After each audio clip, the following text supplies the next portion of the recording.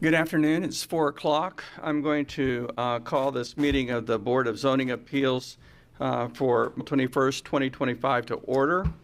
I would request that staff confirmation that the Kansas Open Meetings Act required notice has been properly provided. Yes, I can confirm the packet was posted and the required notice was provided. Thank you. At this time, we'll have roll call. Board Member Creer. Board Member Dorsweiler. Board Member Paget. Here. Board Member Owens. Board Member Trow. Here. And we have Board Member May. Here. And Chair Harding. Here. Thank you. At this time, we'll have item number 2.1, approval of minutes from the January 16, 2025 regular meeting. Has everyone had a chance to review the minutes? Yeah. Mr. Chair, I move that we accept the minutes as printed. We have a motion second. A second. All right, we do it. And all in favor say aye. Aye. The minutes will then be filed as presented. Under the item number 3, new business. Item number 3.1, application number V25-1, filed by Jessica Ehrlich. At this time, we'll have a summary presentation by staff.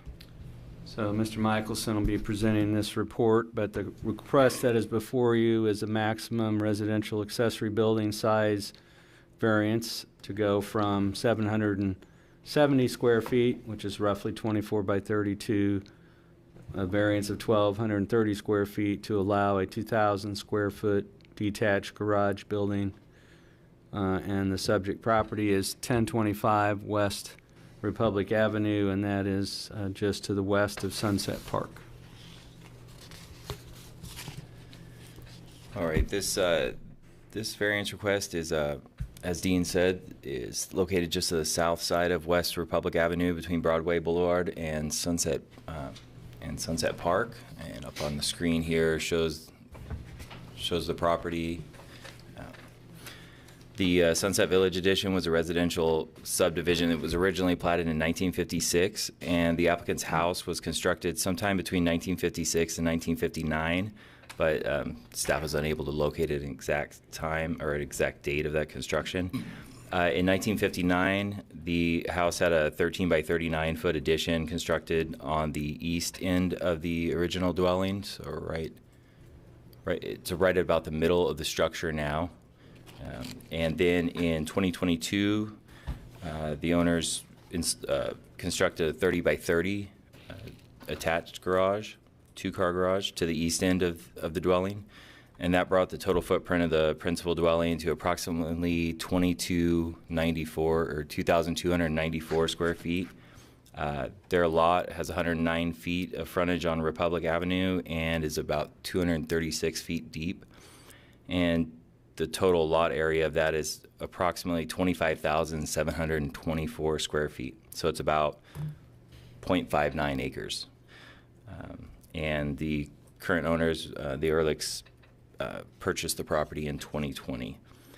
So the applicant has applied for a building permit to construct a 40 by 50, 2,000 square foot detached garage in the rear yard of the home to the southeast of the dwelling. And as proposed, the detached garage would have 12 by 12 foot overhead doors at each end. And based on the submitted plans, the north garage door facing Republic would be accessed via an extension of the current driveway. And I'm going to get to the site plan here so we can look at that. I can show this a little better. So towards the bottom of the site plan is Republic. North is towards the bottom of the page.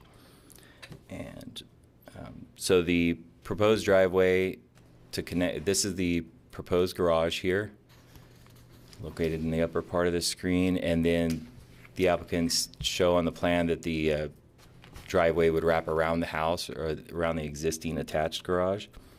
The proposed garage would have another 12 foot by 12 foot door on the south side, and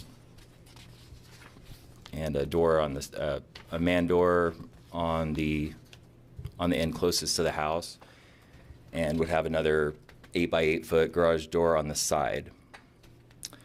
It's not clear from the application what purposes the south door or the side door would serve. But when staff reviewed the plans for the building permit, when it was initially submitted, we determined that we couldn't approve it as proposed. And because of the size is the maximum in a residential district is 770 square feet. So staff gave the applicant a choice to either file the variance or scale down the size of the garage. So the applicants chose to file a variance for a 1,230 square foot garage size variance. And the applicants state that the detached garage is intended to serve as a space for car rebuilds, car restoration, and carpentry work.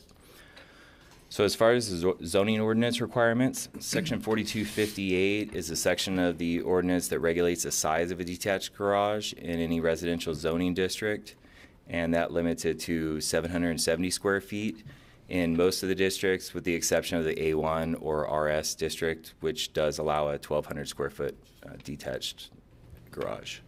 4258B5 is the section that requires that the size of any accessory building be smaller than the principal dwelling, and 42552 is the section that requires that a detached garage has an access driveway that is paved with an all-weather material. So when we look at the surrounding land use around the property, get back here to the north, essentially on three sides it's residential dwellings. To the north, it's R1 and R2 zoning. To the south, it's R1.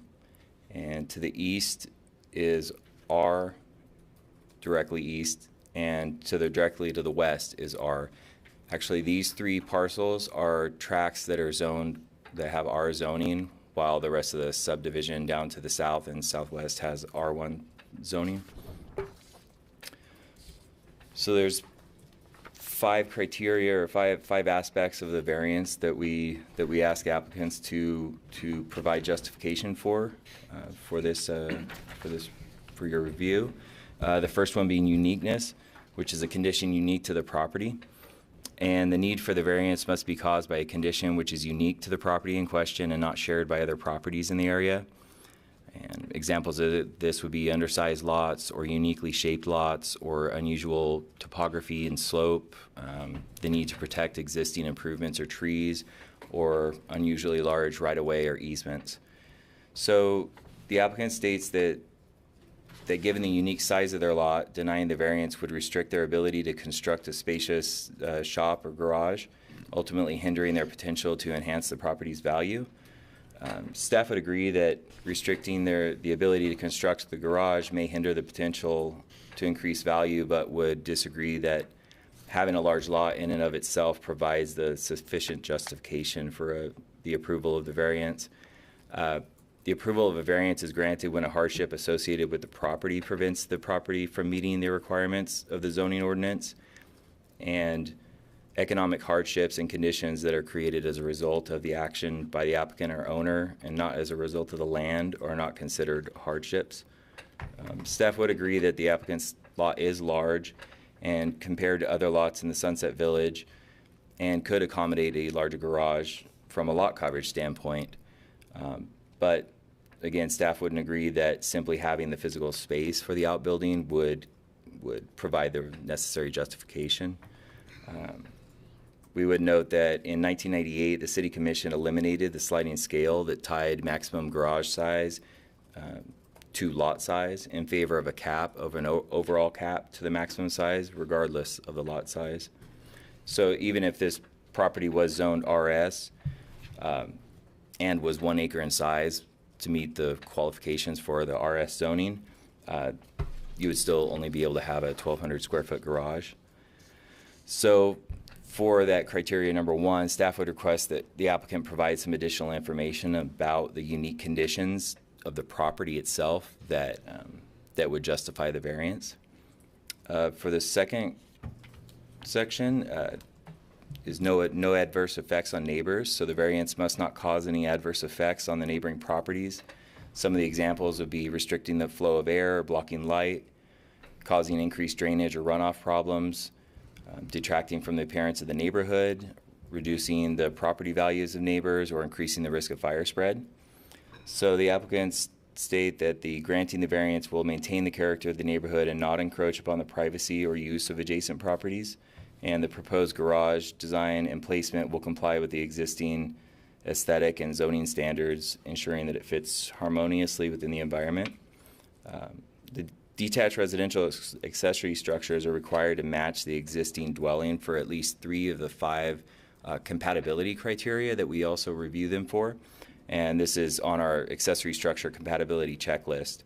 So during a building permit review, any detached structure gets, the proposed work gets applied to this checklist, and we check it for compatibility, which helps to show that it would be compatible with the other surrounding buildings in a residential neighborhood. So as we go through those, the first one is the roofing material and whether it matches the existing principal structure. The applicants state that the roofing material as well as the exterior paint colors will match the existing dwelling. And they also state that the garage would have a 4x12 or 4 to 12 pitch roof with a sidewall height of 12 feet, which would not match the 6 to 12 pitch roof and 10-foot sidewall height of the dwelling. Although they do say that the peak height would match, and the peak height on the dwelling is 20 foot, and the proposed garage, the peak height would be 18 feet. And as far as the exterior siding material, the applicants say that the dwelling uses a 6-inch concrete lap siding, and that the proposed garage would use a color matching metal R panel or would match the siding and color of the dwelling. So to staff, it's a little bit unclear whether that was leaving an option open for a decision in the hearing to match the compatibility better, or if they're undecided on the material they're proposing. So staff would ask that we get a little more clarification on that, on what, if there is a single choice for what they intend to put there, or if that's still open.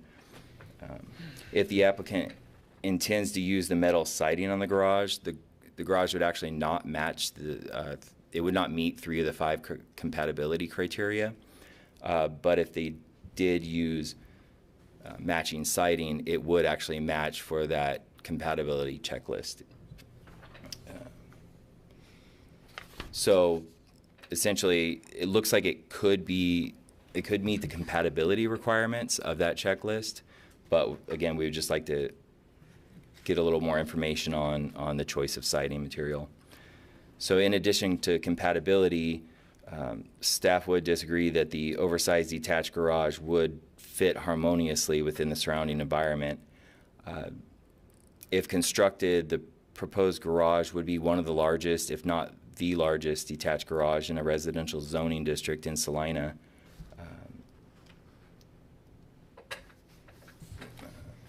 So while staff agrees that the applicants have a large property for the surrounding area, the proposed location of the garage is relatively close to the east property line, which could potentially have a impact on that side of the property. While the adjacent lot to the east does have a large garage also, and you can see that in the aerial photo here. This is the property to the east. They do have a rather large outbuilding there. We would note that it's a 1,500 square foot detached garage. We would note that that was built in 1993, which preceded the 1998 change to the maximum structure size that was changed from that sliding scale to a cap. On April 3rd, so we send out the property owner letters as a part of the process for public notice, and we did receive communication back from the property owner to the east. And so on April 3rd, staff had a phone call with Kathy Percival in response to the letter. And Mrs. Percival and her husband, Gary, are the owners of that property. It's addressed as 1001 West Republic, and they also live at the property. They have a concern that the proposed garage would be too large and too close to the shared property line, and could negatively impact their use and enjoyment of their yard, particularly because they said that they have grandchildren that have a play area near the property line there. They felt the scale and the height of the building would create an overwhelming visual obstruction and potentially diminish their view. And they questioned whether the stated use of the garage for car rebuilds and restoration and carpentry work was appropriate for a residential neighborhood. And during the phone call, they said while they're not entirely opposed to the garage, they requested that it be moved farther away from the property line. On April 8th, staff also received an email from Trina Dollarhide, which is the daughter of Kathy and Gary Percival, and she included a photo that I will pull up here.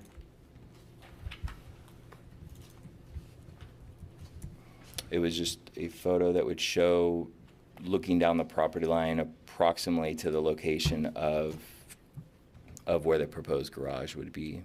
And so off to the left side of this photo appears like it would be the Percival's property. To the right appears like it would be the Ehrlich's property. And so generally in this area would be where that garage would go. Following that, on April 17th, staff also received a letter from Kathy and Gary Percival, which explained their concerns again about the garage and their reason for not being able to attend. So they both have some mobility issues, and they did tell us over the phone and in the letter that they would not be able to be here for that. So we've included a copy of the photo and the letter in your packets. And staff didn't receive any other responses from adjacent property owners in response to the notice that was sent out. Moving on to unnecessary hardship, the applicant must show that not granting the variance would cause an unnecessary hardship by denying reasonable or beneficial use of the property.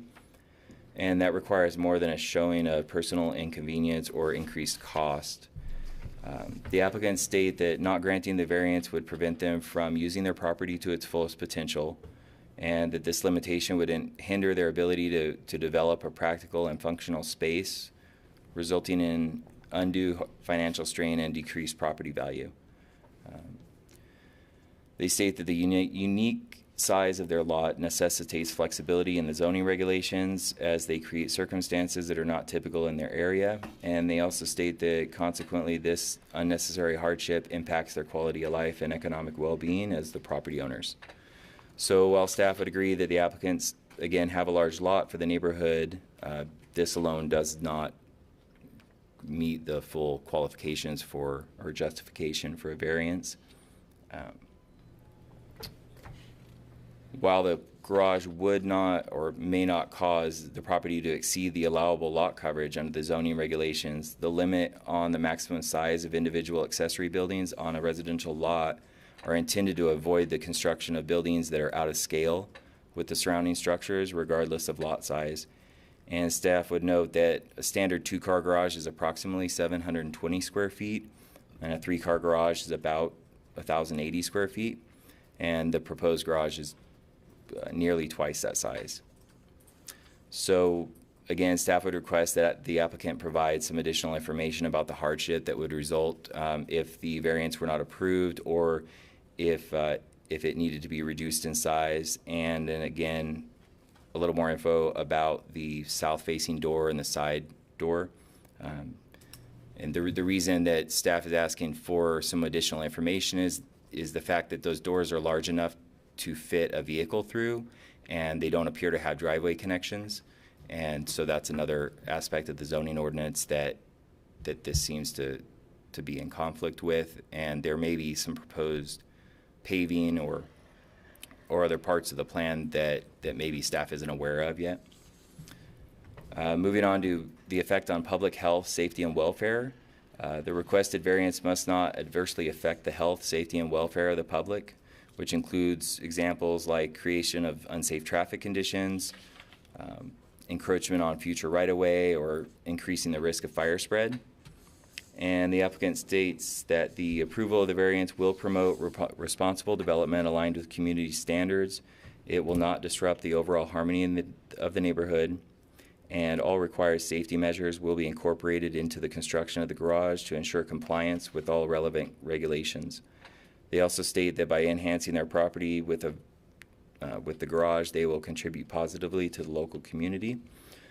Staff would agree that the impact of the proposed garage would be localized, and the construction should not block sunlight or air or increase the risk of fire spread or affect drainage on the neighboring properties.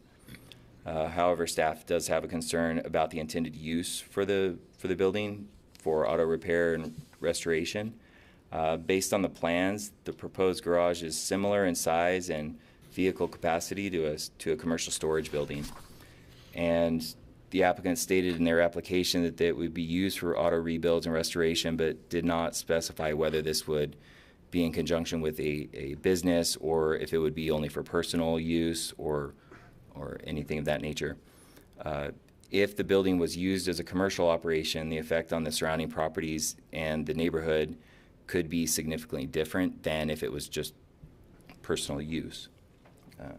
And we would also note that the auto repair is not a permitted use in a residential zoning district, so that would also be an issue. So moving on to conformity with the general spirit and ordinance or an intent of the ordinance, the variance must conform with the general spirit and intent of the zoning ordinance. Variance should not be granted which would undermine or defeat the purpose for which a regulation was adopted, and size restrictions on accessory buildings ensure that they're properly proportioned with the primary structure and don't exceed allowable lot coverage, and ensure that a residential neighborhood maintains its character. So the applicant states that that granting their variance for their request for the variance aligns with the overall goals of the zoning ordinance, which seeks to balance individual property rights with community development. And they feel that their proposal adheres to the intent of promoting responsible use of land while accommodating the unique size of their lot. And by allowing them to construct their garage, they would enhance the functionality of their property without compromising the zoning ordinance's objectives. They also state that the variance represents a reasonable adjustment that supports both individual and community interests. The purpose and intent of this garage size limitation is to keep residential areas looking residential, and by not allowing garages to be taller than or out of scale with the house that they serve, and by requiring that garages be architecturally compatible with the dwelling on the lot. So allowing large garages to be constructed in residential areas also increases the likelihood that the property owner who builds the garage or a future owner may wish to use that building for a use other than what it was originally intended for business-related purposes or something like that. As far as additional staff comments, again, having sufficient physical space is not sufficient justification in and of itself for the maximum size or garage size variance, although it should be a factor.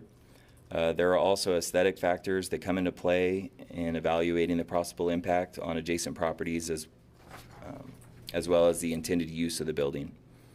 So the zoning ordinance requires that detached garages be compatible with the dwelling they serve in terms of design, appearance, and materials.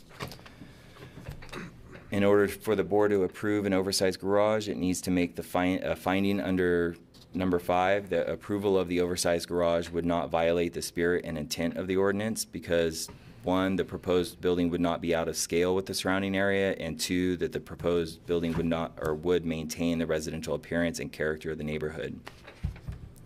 The applicants provided staff with plans, and I'm going to skip to those real quick. So we looked at the site plan, and they have a site plan that shows everything that meets all the criteria for the site plan requirements and elevations that show the height, show all the doors and everything. Again, there are a few questions that staff does have about possible details that aren't on the site plan.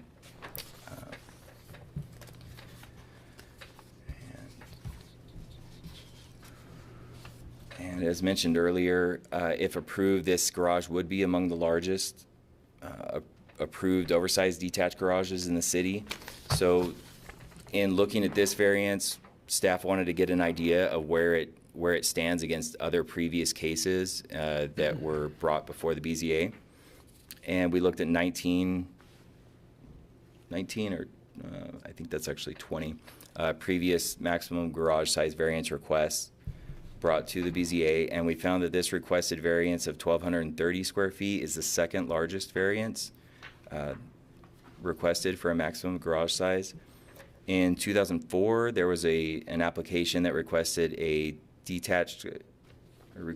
variance of 1,276 square feet to allow the construction of a 2,048 square foot detached garage on a 1.2 acre lot at 876 East Ridge Drive, and the board denied that variance at their October 21st, 2004 meeting. The next largest request that the staff found was in 2016, which requested a variance of 826 square feet to allow a 1,596 square foot detached garage on a lot that was just under an acre. It was 0.97 acres, and that was also on East Ridge Drive. And the board did approve that variance request. So you have one that was larger that was denied, and you have one that was somewhat smaller and was approved. So if approved, the proposed garage would be equal to 87% of the area of the principal dwelling it serves, that if you include the attached garage in that square footage. And if you include the dwelling only, it would be 143% of the area of the dwelling. And the question for the board to consider is whether this is too much building for the size of the lot, the size of the house, and the surrounding neighborhood.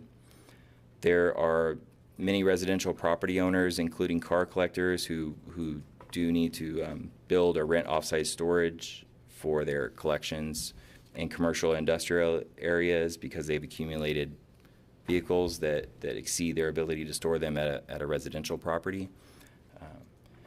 So again, staff had some requests for additional information, and we've gone ahead and listed them at the end of the report. It would be on page 8 of your report. The first thing that staff would like additional information on would be the unique conditions that make it unfeasible to construct the detached garage that would conform to the size limitation in the zoning ordinance. 2, the hardship that would result if the 40 by 50 garage had to be reduced in size.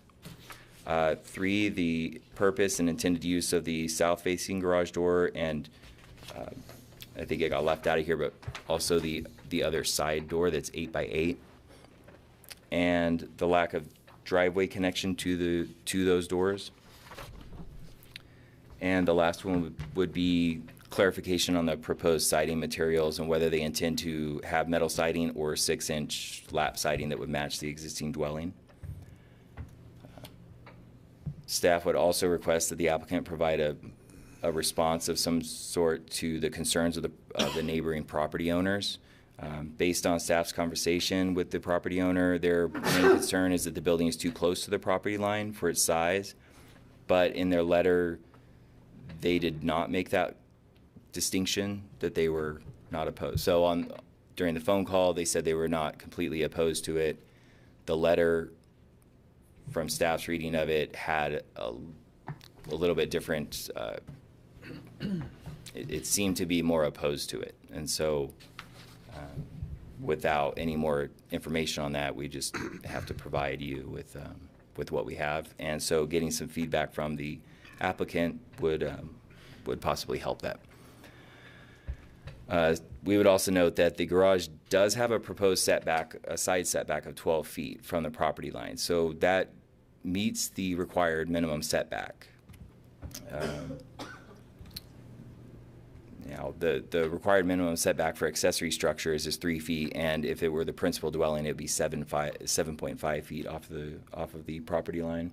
So the question for the applicant is whether they would be agreeable to, or whether it's feasible to move the garage further away from that property line, or to alleviate the concerns of the neighboring property owner.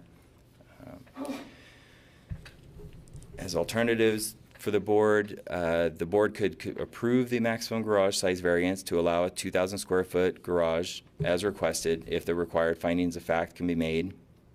2, the board could approve a lesser variance than requested if the required findings of fact can be made. For example, the board could approve a maximum size of 1,500 square feet to match the size of the neighbor's garage to the east, or 1,200 square feet to match the size that would be allowed in an RS district if the property were 1 acre. Those are just some examples to give you something to justify that lesser variance. The board could postpone consideration of the application to a future meeting date if you feel that you need additional information to reach a decision, or the board could deny the applicant's request if the required findings of fact cannot be made. And staff would recommend, staff believes that the proposed garage is residential in appearance, and that's not the concern.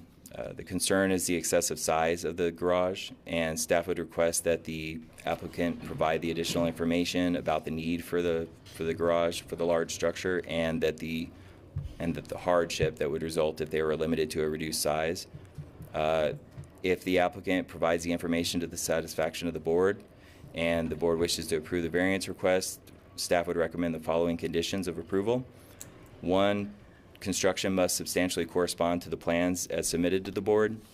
2, the proposed detached garage addition shall be compatible in design, material, and color with the existing house on the property. 3, that the garage building should be used only for personal storage and not for any business purpose. 4, the detached garage will have a gutter and downspout system to direct runoff away from the garage and the house on the property and neighboring properties.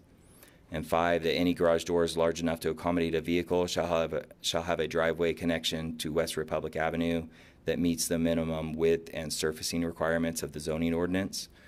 And this condition would require that a driveway connection to the other doors is made on the plans. And with that, I will turn it back over to the board. Thank you. At this time, we would like to have comments by the applicant. Would you please step forward to the podium and give us your name and address for the record, please? Jessica Ehrlich, 1025 West Republic Avenue. Tyler Ehrlich, 1025 West Republic Avenue. Very good. So would you, you've heard all the comments.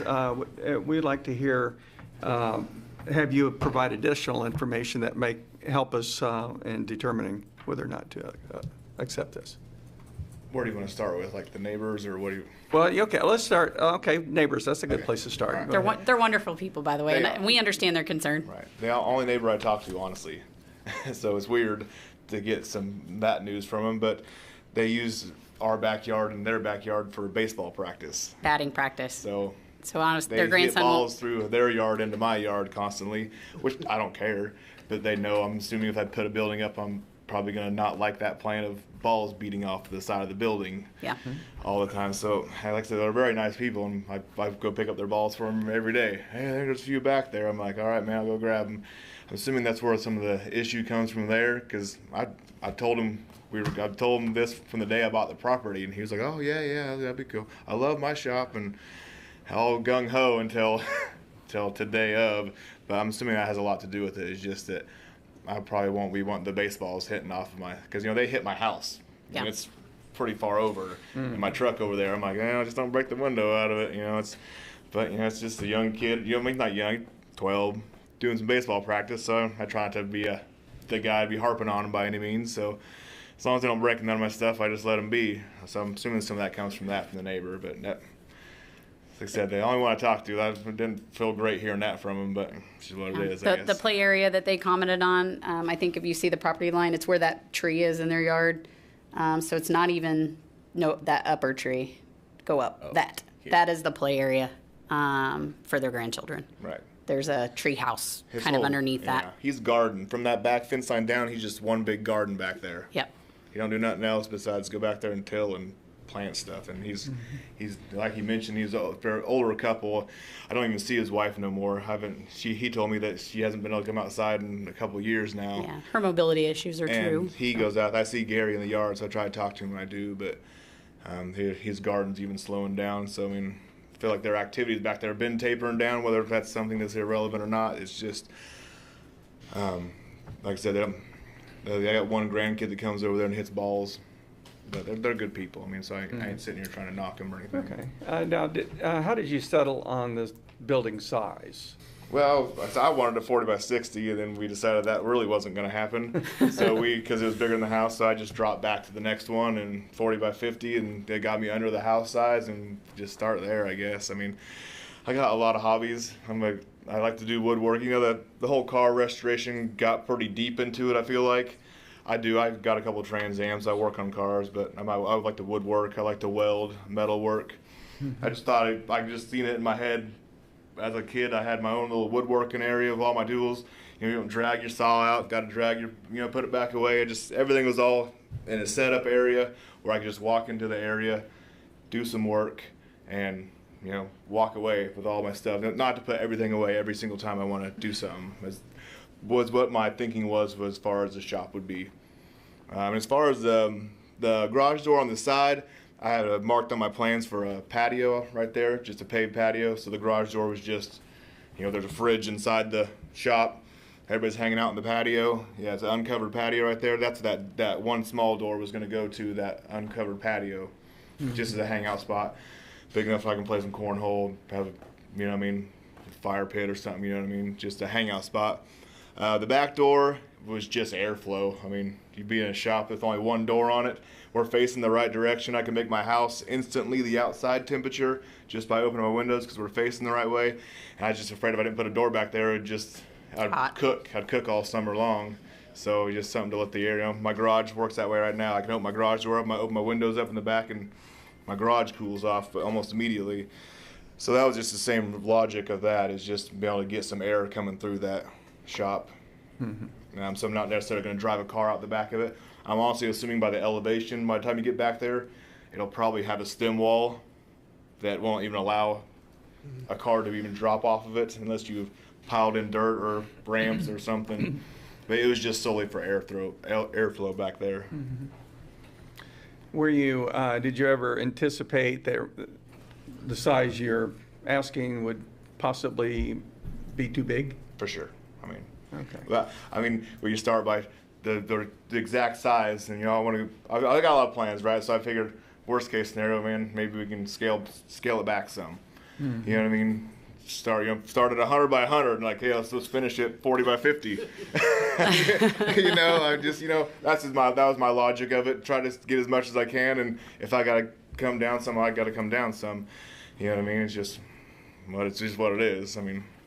You'd be interested in having it even if it was a smaller size. Yeah, for sure. I still have, even if I can't have all my stuff set out, I still want to be able to, even though I just go buy my nice car and it has a spot for it. My garage is used where you kind of hang out in there a lot, and so my cars don't go in a lot.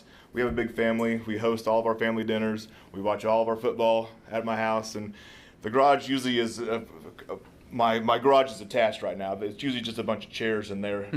And, so I thought it'd be nice to have a spot for a couple of nice classic cars to go in and have room if I wanted to put a lift in there to do a little bit of work on some stuff. I'm a mechanic guy, just trying to make my dreams come true,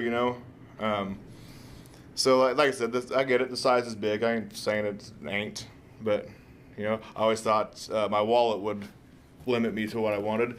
And now we've got a little bit past that. We've worked hard in our lives. We put a lot of money into this house, and we're ready to. This is one of the last big steps to our project here. So we're just trying to make whatever can happen. So the Trans Ams, they're not items that you would resell then? No. Oh no! I die hard. live and breathe that. None of them are running. Hey. So that has to happen first. But he has a vision. I picked one up yesterday. The transmission. We just got a new one. But no, I'm not a seller of anything. I like everything. I collect old toys. I collect almost everything. And people are like, oh, you want to get rid of that? I'm a buyer, not a seller. So when we purchased that home in 2020, it was nearly uninhabitable. There was no plumbing, no water. It was studs and walls. It hadn't been, no one had lived there in over 10 years. And we did a lot of work to make it a nice new home. And it was a compromise. When we got married, his goal was to move to the country. I used to live on Vassar, literally stone's throw away, driveway to driveway from my twin sister, and moving away from her is pretty much out of the conversation. It's not up for negotiation. So I got as far away as I'd let him go. But part of that compromise was finding a property big enough to allow for a shop. Are there any questions from commissioners? Could you live with a 1,200 square feet? Was that 40 by 30? Yeah. Yeah, well, that's what Gary has next door. I mean, yeah, if that's at the end of the day, that's what says, if someone says that's all you can get, then I guess that's all I can get. I mean, like I said, 40 by 40 would be ideal. Just for a 40 by 30, I gotta rotate the building the other way because I can't have a 40-foot wide building, 30 foot deep. Yeah. So I'd have to rotate it, and then we'd be back to most likely redrawing everything, which if that needs to happen too. We'd have to do that too, whatever it works there. But so I mean, 40 by 40 was kind of my compromise, but you know, like I said, it's what it is. I mean, I just want to do something. I want to be able to do something. But 24, the regular size just seems like my garage now is bigger than the regular size, and I was like, well, I'm gonna build a shop smaller than my garage. It's kind of hurt. And I wanted to comment on the property line. We are more than beyond the mandatory. I mean, we're 12 feet from the property line. Yeah. Yeah, I agree. I mean, so the way my backyard setup is, you know, you drive around my house, you get to the shop. So you get to the, you mind if I walk over here? Go ahead. So the idea of everything was, you know, come around the shop, all concrete here. I got a patio here. I'm going to build a deck here soon, time right at the back of my house from here. And then this section of the yard, I already planted new trees, and I got my grass growing nice. So it's basically I got this huge swath of nice green yard, play area for my kids and the dog. And then this is going to be the more, you know, even up behind here, there's a swing set and stuff. I wanted to do a garden myself at some point. So I was going to try to keep this side as all the stuff that's going on in my yard, and keep this side my nice grass, and you know, feel good when you mow it. It looks nice kind of place. Okay. That's why I was keeping everything towards that way. And obviously, with the driveway, if you move the shop over too far, Adding more can't really concrete. cut in hard. You know, if I'm trying to work on my camper and trying to get it in the shop, trying to cut it around my house and get it.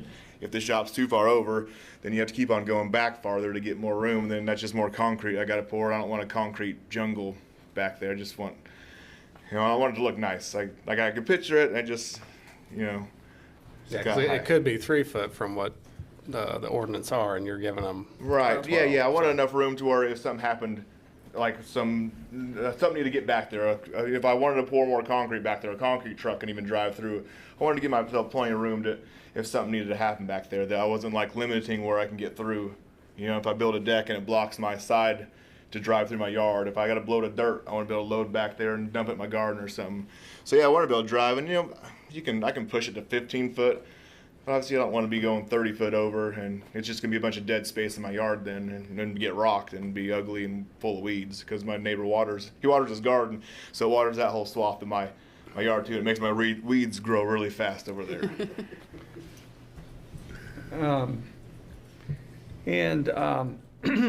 Let's see.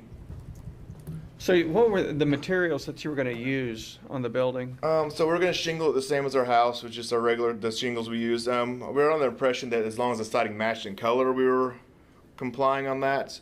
But maybe that wasn't the case from what you guys were reading. The plan was metal. Yeah, the plan was metal siding that just matched the color of the house. Other than that, yeah, it's just... Will it be a stick built, or is it like a pole barn? No, it's metal it'll be foundation frame, and yeah. So it's typical stick built. Yes. So you could put siding on it.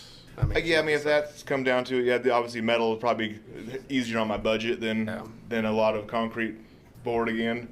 Because I sided my whole house, and that was quite the task with the lady who wants the smallest shingle, the smallest siding ever because it looks nicer. You work all day and go 8 foot.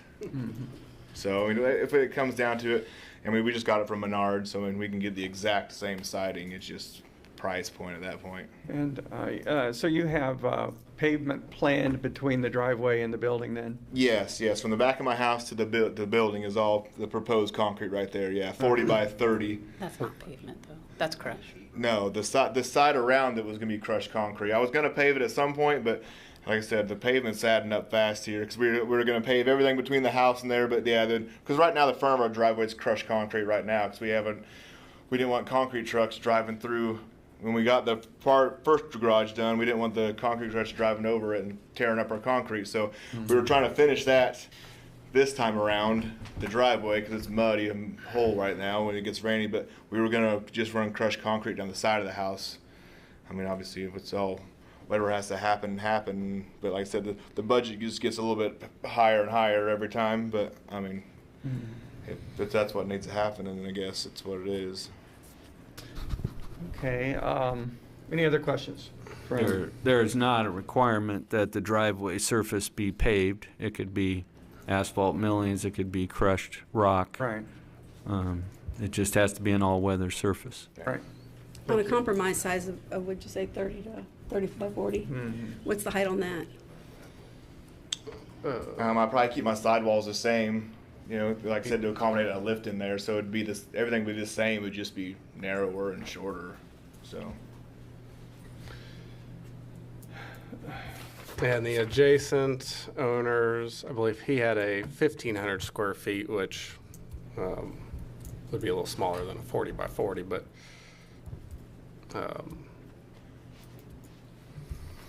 so either All way, a right, couple any other options. questions to the applicants? Okay, thank you. Thank you. And we'll bring this item back for discussion and possible action.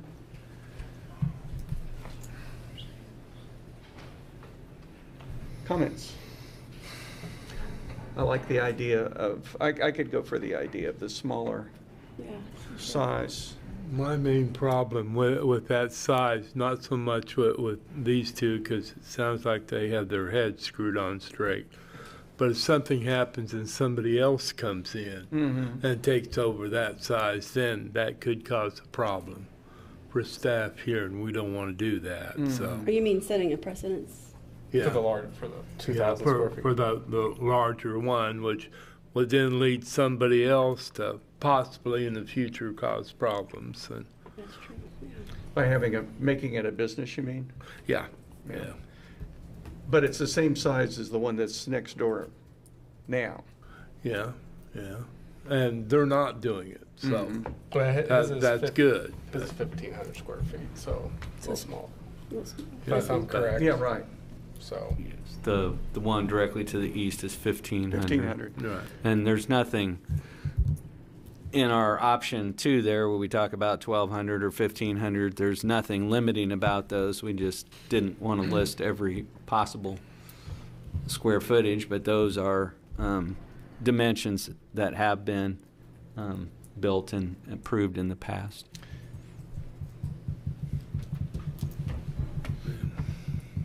Hear a motion? I'll make a motion for the 30 by 40 with the siding matching the house. We have a motion made. Do we have a second? I'll second. Second, any discussion, further discussion? And all in favor say aye. Aye. Any opposed? Motion carries. All right, thank you very much. Thank you. You've done a great job with that house. I watched it as the years. A lot of people have. I talked to more people I didn't know while I was working on that house. They just stopped like, oh, hey, I've been driving by. I'm like, oh, you can go look around if you want. I don't care. I told them we could recoup and charge people to come look at it. Put it towards the garage fund. Yeah. Just use some LP siding that's smooth so you don't have to do the hardy board. There you go. But yeah, so that'd be identical. Thank you guys. Thanks, appreciate it. All right, going on to item 3.2, application number V25-2, filed by Debbie Werber.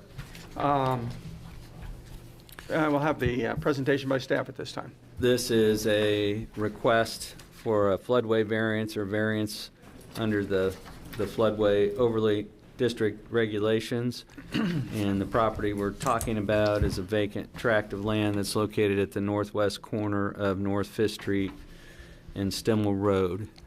And so we can simply state, we've tried to show it in different mapping forms, but essentially if you look at the area between the flood control levee and I-70 and between North 9th Street and North Ohio, that property is virtually all mapped floodway from Mulberry Creek. And this is specifically referred to as the Mulberry Creek overflow area.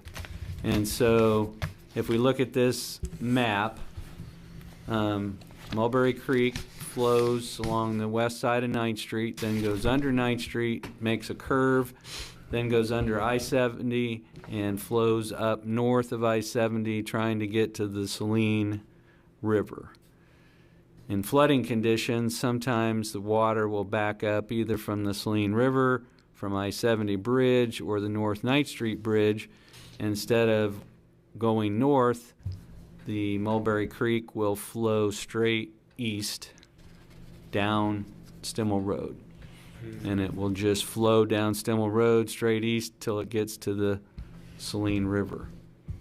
And so I believe in 2007, North Ohio was closed for about 4 days from the water from Mulberry Creek going straight east. So that's the background. That's why this is considered to be a floodway area. And so we've given you some things with terminology and some reasoning as to why we do floodplain management. But we have a vacant parcel, and we have a vacant parcel that up until 2019 had a dwelling on it. And so the applicant, Debbie Werber, has filed this application on behalf of her brother who would like to build a home here. And all of our records show that the original dwelling that was located on this property certainly predates 1938. We don't know its exact time of construction. It's been inside the city since 1967. It's been considered to be in a designated floodway since 1986. And so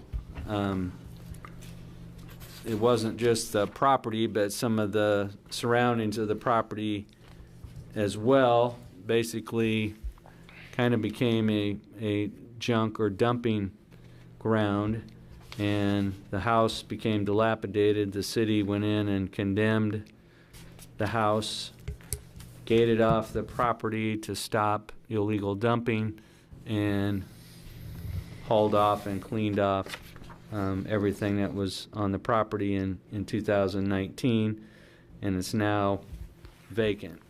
And so the applicant's brother has purchased the property.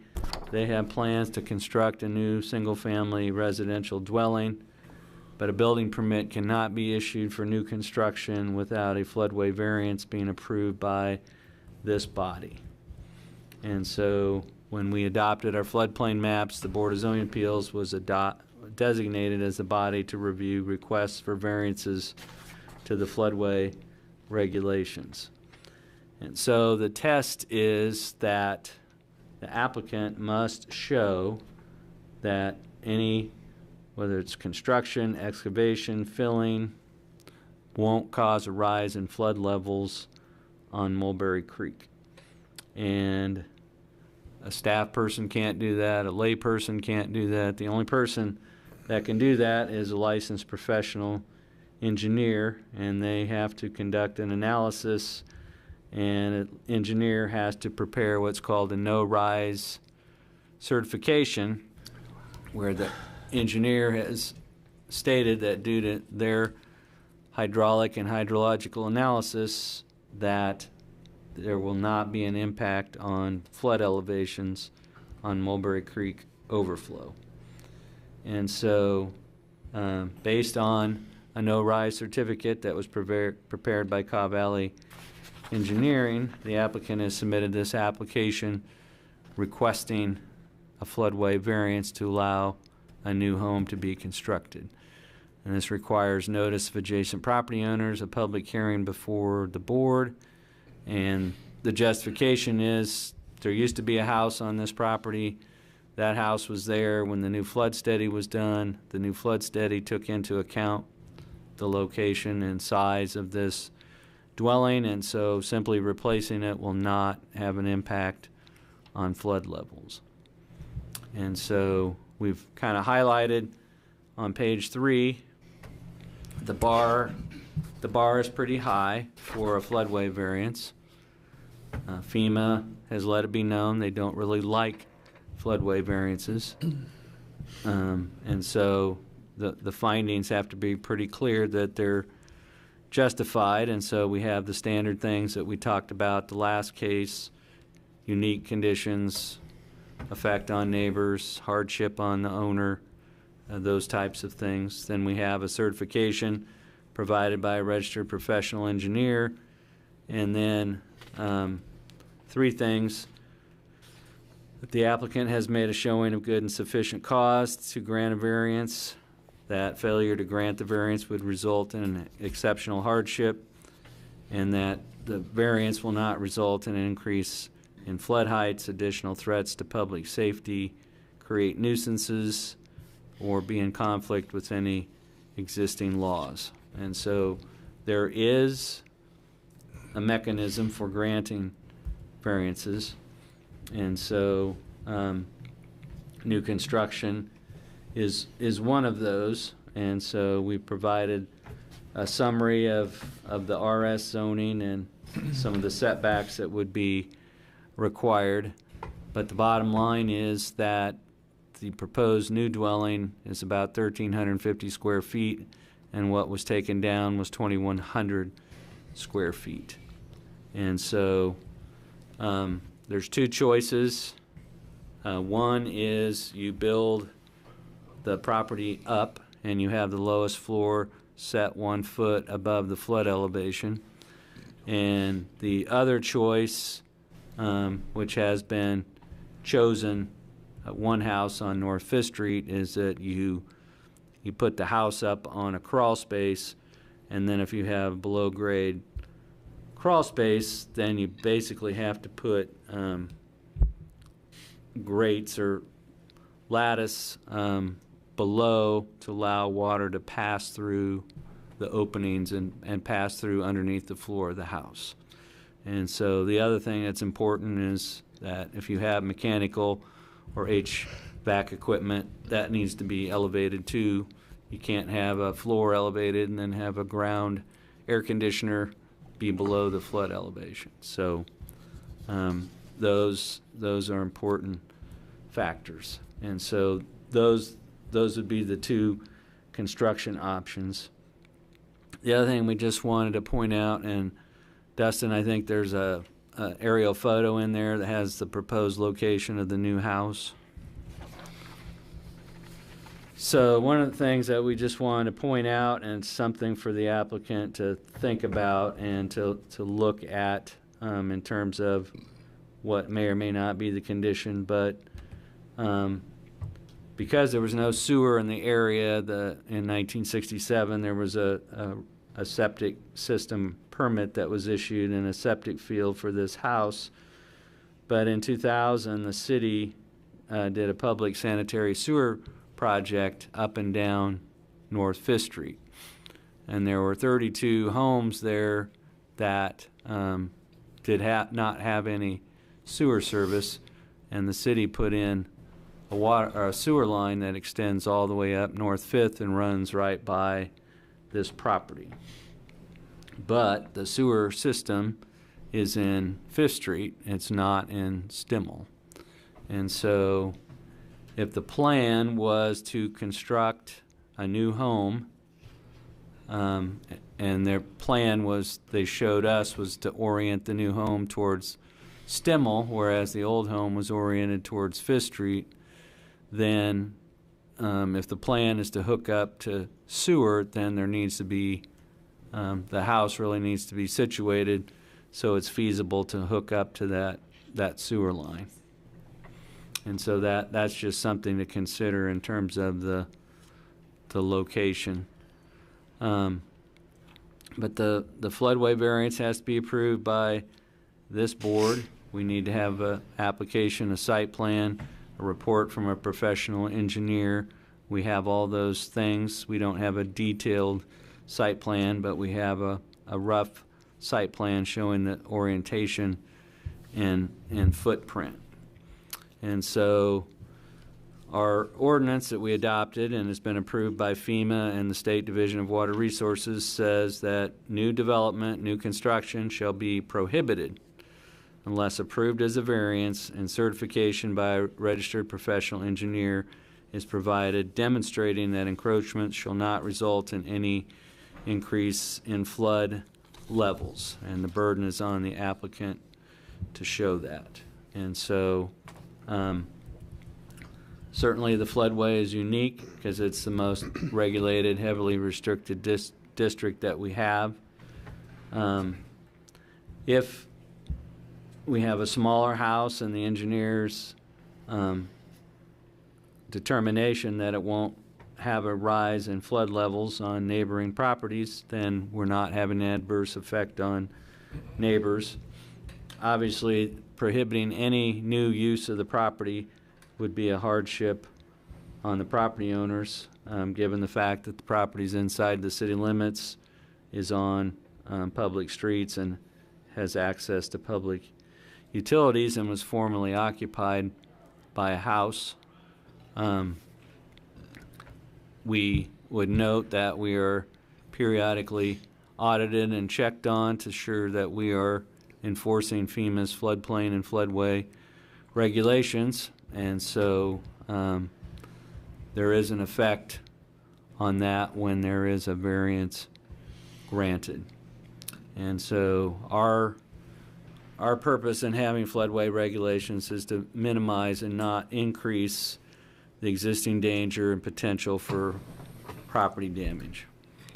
As you can imagine, when you have a flood event, the more properties that you have that are susceptible to flooding, the more properties can be damaged, the more impact there is on insurance claims, rebuilding costs, things of that nature. So the safeguard in this case would be to make sure that the property is elevated and to make sure that putting a home on the property is not going to impact the neighbors. And so the engineer's conclusion was that we have a 1,352 square foot home.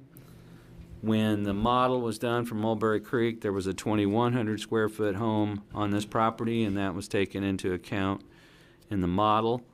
And in the modeling done by Cobb Valley, they did not find that there would be an increase in flood levels. And so the engineer has to put their seal on the report and on the line, and they have done that.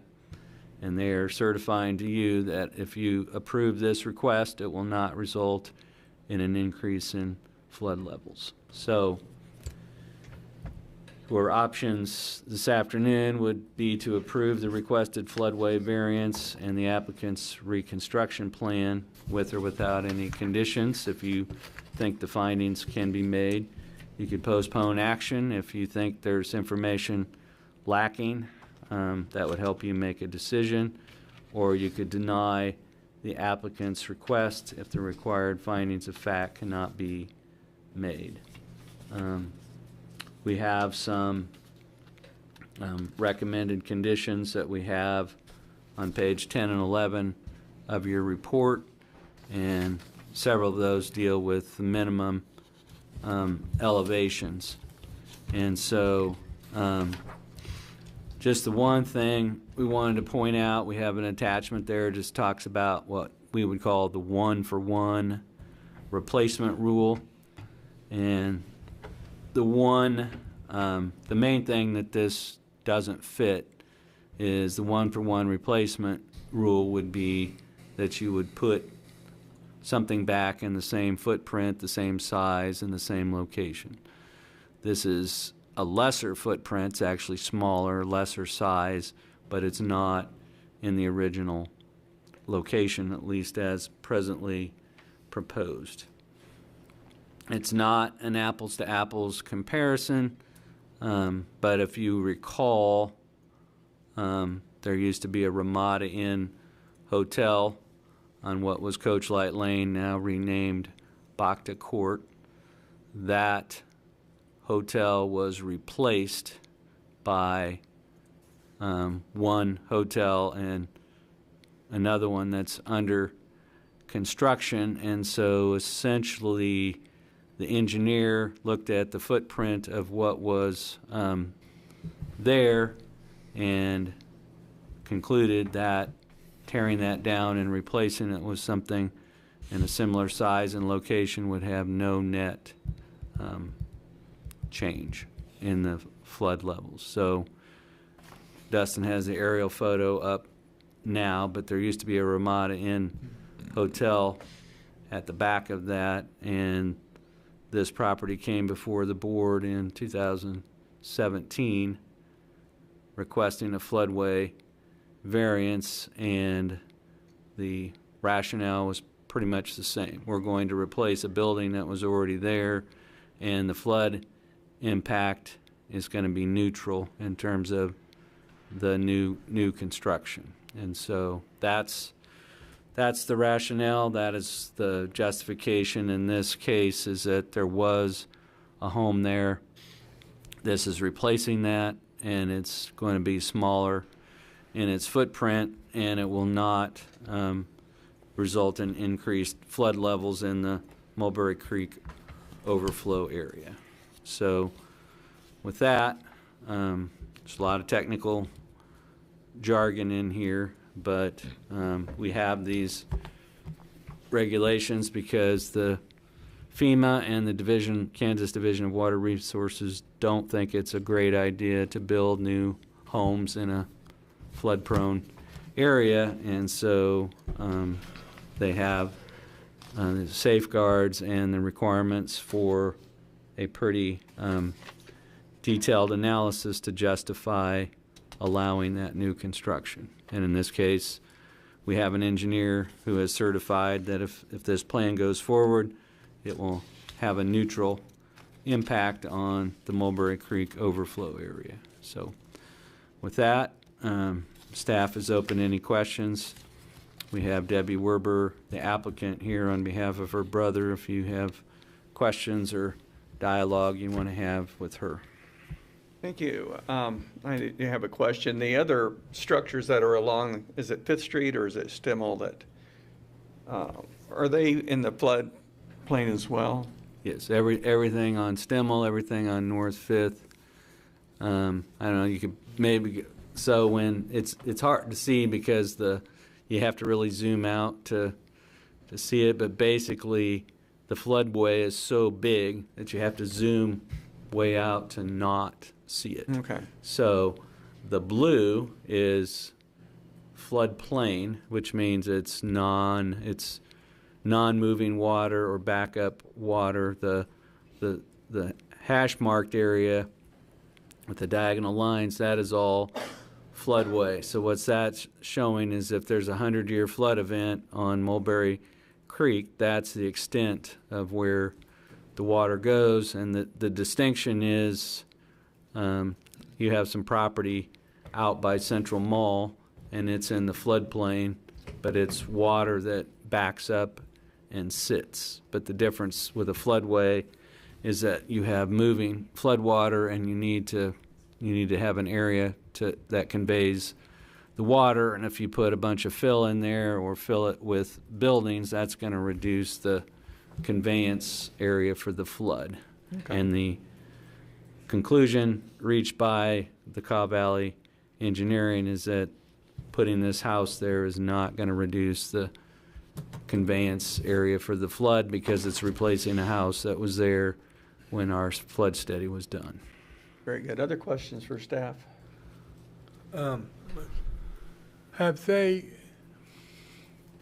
correct me if I'm wrong, but I'm under the impression that they did a lot of work around the Mulberry Creek to kind of try to cut down on the flooding? Is that correct, or am I way off base on that? There has been very little work done. There was some steadying of the bridge at 9th Street, but the 9th Street bridge was pretty much put back as is, and the same with the I-70 bridge. So the map we have, there have not been any major dredging or modifications or improvements to the Mulberry Creek channel, and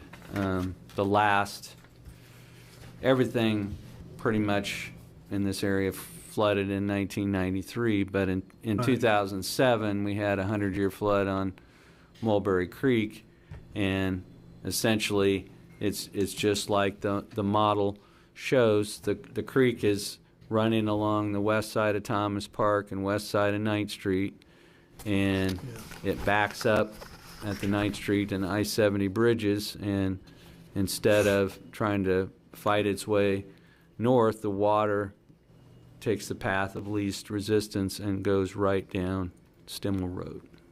Yeah, got a comment. I'll go back to 1974 when it was running down Stimmel and it was running over Ohio. I happen to know that because, you know, a young guy that I was, I drove right through that water. Almost went clear off over in the field, and you all would never known me, but so that was 74. So yeah, that water was moving pretty good that day. Okay. Other questions? All right, we have the applicant present. You can approach the mic and give us your name and address for the record, please. I'm Debbie Werber. I live up the street at 1404 North 5th. I'm Gene Vodder. I'm the brother, and I'm the one who just bought the property not too long ago. And he came from Washington to be here for this meeting. I was born in this country anyways, but joined the Marine Corps and met a lady, and off we went. Okay, do you have comments that would help us in determining what? Yeah, if you want to bring up that picture where it shows where the house is. There you go. Okay. First of all, the house ain't going there. And that's my interpretation to Dean, okay? It was not very good. Yeah. Actually, Cobb Valley came out and put a marker in a tree right over in here, a bench for the floodplain. Okay, we have an engineer from Kansas City that gave us our variance for that. So, but the house we want to do is put it right here, kind of like this way, so we can sit here and look at the open area and enjoy our coffee in the morning, whatever. Okay. And as far as the sewer goes, the sewer is going to come from 5th Street, because that's where it's at. The sewer is going to come from 5th Street, and basically. Oops. He's just changing it for you. Oh, well. Okay. We had the There we gentleman, go. It comes from 5th Street, and it's going to come up from here. It's going to come right straight over. I've already had a guy come out and look at it. He said it looks to him like it'll work. My water, because where the house was prior to this, and it was over in this area, the water, there's a gate on this side that comes in. The water comes right here. That's where our meter will go, huh? where the meter will go. That's where our meter is, right. And what I'm going to do is I'm going to have it brought down here, and it's going to come straight in also. To the Okay? house. So water sewer's taken care of. We already checked with the electrical. They're going to bring in and put a pole right about in here, and then it'll come to the house. So we've got pretty much all that taken care of. We got our variance taken care of. As far as 5th Street, that's what the address was, 1819. But and we can't change that, I guess. But we're going to change where we put the house. And I don't know what the difference would be in elevation as far as putting it, if I had to put it back in the same spot. I know what the elevation would have to be because we've got an elevation on a tree right here that we can come off of. But we like to put the house, all this is gone, this cars and stuff, right in here, so we could kind of kick back and enjoy the open area on that Behind the house will be all trees. The plan is for the gazebo and the barbecue and everything to go back in the trees. We just wanted the front of the house so that his wife could look out, because we were born and raised on north end of town, okay, on 12th Street. We lived on 12th Street all the time growing up. But there's lots of critters out there, and they're a lot of fun. A lot to watch and everything, and that's why we're doing not this. and we're not coming back afraid for of the that. water. Yeah. We've lived there. And besides, whatever we're building there, we've already, and I don't remember his name, it's I don't George. Anyways, the guy is putting in the foundation because we already have the variance from the engineer saying where we have to be. And basically what it is a 1,400 square foot house, and it has to have 1,400 square inches of open in our foundation for the water to move freely through. Okay, it has to be above the front, our floor in our house has to be at least a foot above the 100-year floodplain, which it will be when the foundation's in. So we've got all that taken care of, that I hope. And basically all it is say, can we do it? And our neighbors are happy to see somebody's doing something there. They're Yeah, always every coming neighbor I've over talked and to. always coming over to see what we're doing and checking on us, and so we don't Okay, have any problems. So there will be city inspection then to make sure that all the necessary rules and regulations are followed? We assume During so. the construction time. This is permission to have a new construction in the floodway. There will still be a building permit review, and the building permit will address the details Okay. of utilities, the elevation, all of that. But this is essentially that the general rule is no new construction without a With a floodway variance. variance. Okay. So- Other questions for the applicant? None? Okay, well, thank you very much. We'll bring the application back to the board for discussion and possible action.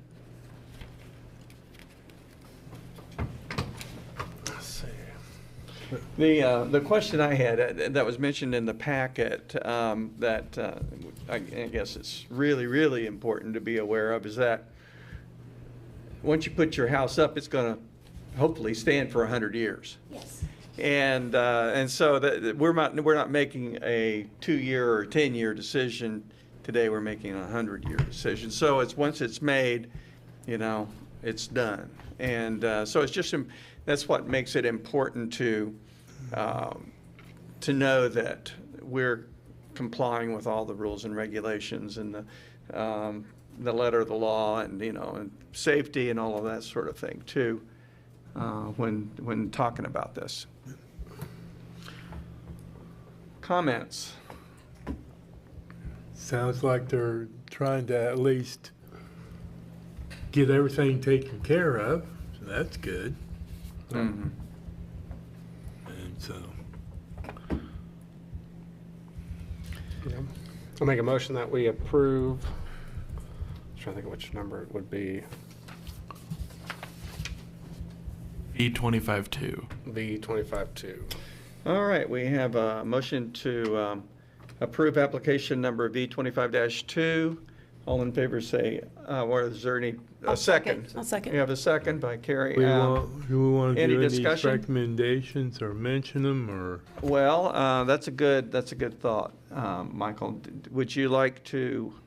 Yeah, I was going include to ask this? Dean, do we need to? So we, options 1 and 2 are just based on the choice of how they do the foundation, or conditions 1 and 2, but we believe that if the motion is to approve, it should be done, our recommendation is to approve it subject to the 5 conditions that we've outlined on page 10 and 11 of the report. Okay, yeah, that's what I was. Okay. So we're going to amend the motion to include all of the staff recommendations on pages 10 and 11 of the staff report. Once again, that's the motion you're making, correct? Yes, Okay. that's what I was saying. And that's the second. Any further discussion? All in favor say aye. Aye. Any opposed? Motion carries, and the application has been approved. Thank you. Thank you. Thank you, folks. So what does that mean, what you just said about on page 11, 12, and all that good stuff? The staff will be able to walk you through that. Okay. So that after the meeting, so that you can know exactly what's expected. Okay. All right. Do we have any other administrative items at this time? We have no administrative items or any carryover business that I'm aware of. As far as other business, we have 2 applications filed for your May 15th meeting, so we will be meeting on that date. Okay. We have a variance application, and we have a home occupation application for those meeting dates. Do we have anyone for a public forum today? do not have anybody from the public online. Okay, and if we have no further business, then we are adjourned. Thank you. Thank you.